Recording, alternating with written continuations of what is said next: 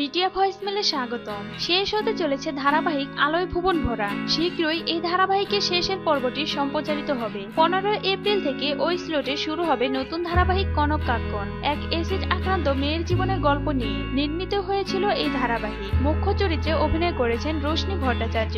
রোশনি এর আগে প্রেমের কাহিনী ধারাবাহিকে অভিনয় করেছেন। আলোয় ভুবন ভরা শুরু হওয়ার আগে এসিড আক্রান্তদের সাথে কথা বলে তাদের জীবন সংগ্রাম সম্বন্ধে জেনেছিলেন রোশনি। ওয়ার্কশপও করেন নিজেকে প্রস্তুত করার জন্য। তবে দর্শক মহলে রোশনির অভিনয় প্রশংসিত হলেও ধারাবাহিকটি সাপ্তাহিক টিআরপি তালিকায় খুব একটা ভালো ফল করতে পারেননি কখনোই। রোশনি ছাড়াও এই ধারাবাহিকে অন্যান্য চরিত্রে অভিনয় করেছে ভরত খোল ও দুলন রায়। বাংলা বিনোদন জগতের এ ধরনের আরো খবর পেতে মিডিয়া ভয়েসমেলের সাথে থাকুন।